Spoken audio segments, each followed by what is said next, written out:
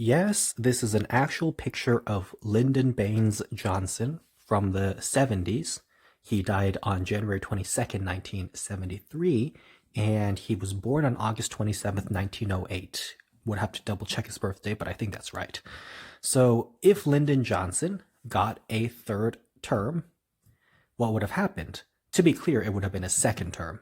So, Lyndon Johnson used to be vice president of the United States. Before that, he was a Senate majority leader. Before that, he was a Senate minority leader. Before that, he was a Senate majority whip. And before that, he was a member of the House of Representatives. And before that, he was a congressional aide. And before that, he was a high school teacher. But anyway, he was vice president to President Jack Kennedy.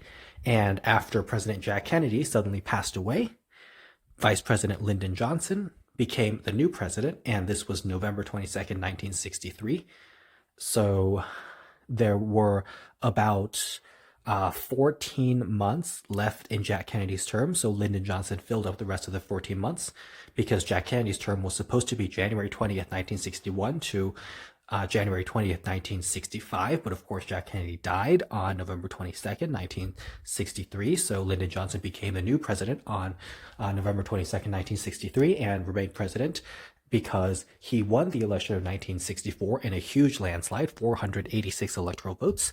And Lyndon Johnson actually also skipped the presidential debates. He did not do any debates because Barry Goldwater was just disgusting and Lyndon Johnson didn't want to debate him. So yes, anyway, so President Lyndon Johnson remained president until January 20th, 1969.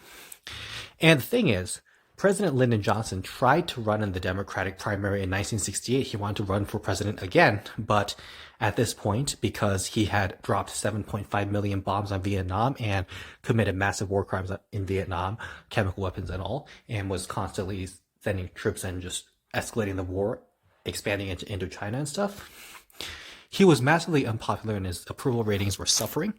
And so in the New Hampshire primary, Lyndon Johnson got draxed and completely destroyed. And so the next day, Lyndon Johnson decided to drop out of the race and not seek another term. And also his health was really bad and totally declining. So, but what if he had stayed? What if he had won another term? What if the primary had not gone so poorly? So let's just say that after the New Hampshire primary debacle, Lyndon Johnson decided to stay in the race, and he decided to continue on.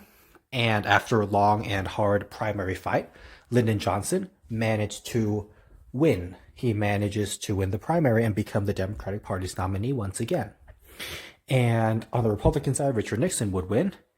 And let's say that Lyndon Johnson defeated Richard Nixon in the presidential election of 1968. I think that Lyndon Johnson would probably learn from his foreign policy failures, and he would try to be a more dovish president moving forward. And he'd probably pursue a peace deal and withdraw from Vietnam because he would realize that it was Vietnam and all those horrible war crimes that really cost him his presidency because that was what really affected his approval ratings. And so Lyndon Johnson would get out of Vietnam and he would maybe try to scale back on the war crimes thing a little bit.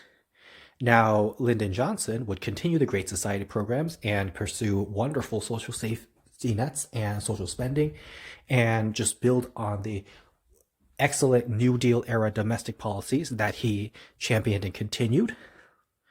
And so Lyndon Johnson would continue to be a pretty good president, and there would be a slight improvement on foreign policy, I believe. That's what would happen if Lyndon Johnson had an additional term.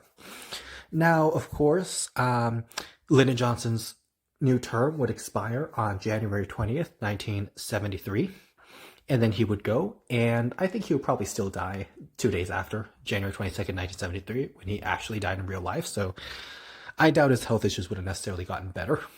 So that is my take. I think if Lyndon Johnson had an additional term, he would have continued to be great on domestic policy and he would have made some significant improvements on foreign policy, and it would have been interesting to see. Now, who would be president after Lyndon Johnson? Well, assuming my scenario, assuming that Lyndon Johnson would do good on domestic policy and continue and improve foreign policy, he would the next president would most likely be just another New Deal Democrat. And would it be Hubert Humphrey? Possibly. I assume Lyndon Johnson would probably keep Humphrey around if he had another term, but I mean, it's possible he might have switched him out on the ticket. Who knows?